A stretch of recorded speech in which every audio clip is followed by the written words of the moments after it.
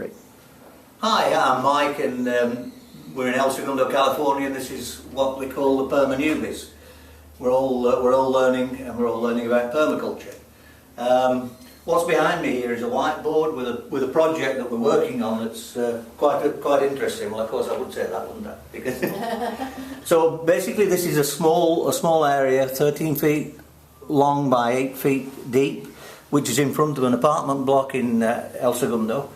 And one of the challenges with any form of gardening, really, when you're in a shared environment, is you've got to deal, obviously, with the landlords. I don't mean that in a negative way, and obviously the other tenants. So we managed to be allowed to use this small piece of land, which is, as I say, 13 feet by 8, which is from a piece of land that's actually about 40 feet.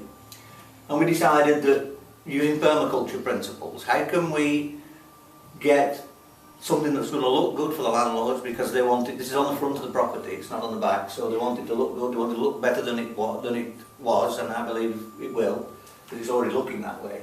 So what we decided to do in order to get good use of space, this thing here is what's called a keyhole bed. So all this greenery around here will be planted with edible plants, and there may be some aesthetics in there as well, but the main goal here is edible plants. There are edible flowers and there are edible succulents, so we can make it look good. It's not just going to be a massive green, although if you've ever seen a massive green like a massive kale, it is very beautiful, but there will be kale in there. So this is a keyhole bed, as I say. We're going to plant a little avocado tree here in the corner, which is a small avocado tree which produces avocados, obviously. A dwarf banana tree here. This is the sidewalk and the street, by the way, on this side. Dwarf banana tree here, and we're also going to plant somewhere in this area here. We're going to plant a pomegranate tree, which is interesting, that someone in our group here talked about earlier. The other thing that we're looking at is this is a very basic drawing of a herb spiral, which is another permaculture.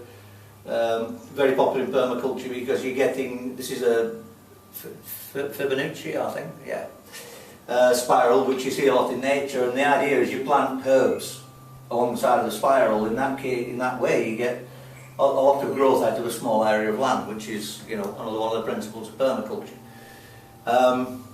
This thing here is a imagine that we cut this with a knife and pull the slice out.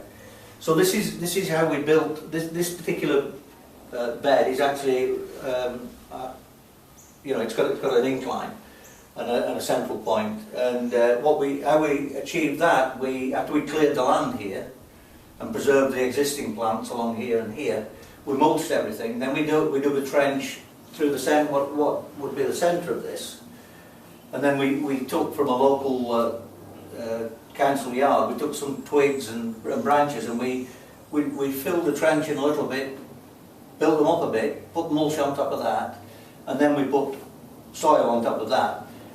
This is a principle called culture, and it's German, and it actually predates permaculture. The other important point is we set ourselves, I believe it's important, we set ourselves a budget of $600 to do this, and I think we'll stay within it, because we're at about 420, and we're almost there. And yeah, the point is we wanted to do something that would be okay with the landlords, okay with the neighbours, that will produce fruit, that's a community area, which it is, because it's part of an apartment complex. And what we're hoping from this is that we'll be allowed to do the other gardens that are there, and even better, maybe somebody will go past and say, well, you know, why can't we do this at, you know, where we are, you know, whether it be their own garden or whether it be another apartment.